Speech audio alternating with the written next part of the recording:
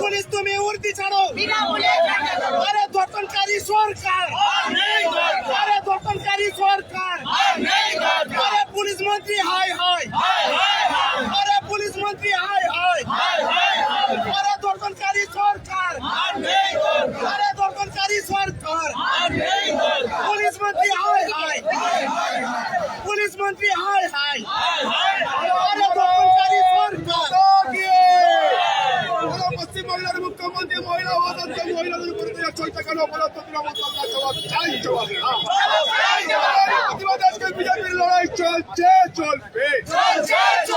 দখলকারী সরকার, চোরের সরকার,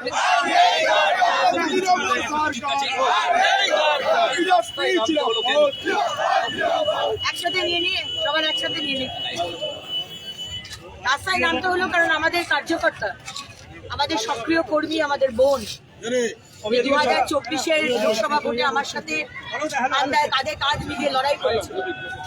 গতকাল তৃণমূল পার্টি অফিসে তাকে নিয়ে গিয়ে তৃণমূলের অঞ্চল সভাপতি তাকে ধর্ষণ করে। এখন মুখ্যমন্ত্রী বোধহয় নতুন কর্মসূচি শুরু করেছে, টিএমসির পার্টি অফিসের ধর্ষণ। এটা টিএমসির নতুন কর্মসূচি, মহিলাদেরকে ভয় দেখানোর জন্য। যে মহিলারা, যে বাংলার মহিলারা তৃণমূলের হাতে হ্যাঁ মেলাবেন না, তৃণমূলের ঝান্ডা ধরবেন না, বিজেপি করবেন বা প্রতিবাদ করবেন, তাদেরকে ভয় দেখানোর জন্য ধর্ষণ করা হয়েছে। এটা মমতা ব্যানার্জি নতুন কর্মসূচি নিয়েছে। এই লক্ষ্মীদের বিরুদ্ধে বারবার অভিযোগ এসেছে, বারবার অভিযোগ এসেছে, বারবার সে লোককে মারে, বারবার সে মানুষের উপর অত্যাচার করে, আক্রমণ করে, পুলিশ কোনো স্টেপ নেয়। পুলিশ তাকে বাঁচানোর চেষ্টা করছে। তাই আজকে আমরা এই অবস্থান বিক্ষোভে যতক্ষণ না লক্ষ্মী শিবিরের স্থল, আমরা কিন্তু এই মঞ্চ ছেড়ে যাব। নির্যাতিতার পরিবারের দাবি যে মেদিনীপুর মেডিকেল কলেজের রিপোর্ট নিয়ে তারা অসন্তোষ, তাই জন্য এইমসে স্থানান্তরিত করা হয়েছে, কি বলবেন? কোথায় এইমসে নিয়ে গেছে, আমরা এমসে নিয়ে গেছি। বিজেপি সক্রিয় কর্মী আমার বোন 2024-এ আমার সাথে কাঁধে কাঁধ মিলিয়ে লড়াই করেছিল। তারপর থেকে সেখানকার তৃণমূলের নেতৃত্ব তার উপর অত্যাচার করে, ভয় দেখায় যে তাকে বিজেপি ছেড়ে তৃণমূলে আসতে হবে। এই 1 বছর ধরে তাদের সমস্ত যে একটা ওষুধের দোকান ছিল সেগুলো বন্ধ করে দেওয়া হচ্ছে, তার পরিবার খেতে পাচ্ছে না। তখন তাকে বলা হয়েছে যে একটা মুচলেখা লিখে পার্টি অফিসে জমা দিতে হবে। গতকাল আমার বোন সেই মুচলেখা লিখে জমা দিতে গেছিল। যখন যে যায় টিএমসি পার্টি অফিসে, তখন সেখানকার তৃণমূলের যে অঞ্চল সভাপতি লক্ষ্মী সিট এবং তার এখানকার কিছু সাকরের তারা হাত দুটো ধরে এবং লক্ষ্মী সিট তাকে ধর্ষণ করে।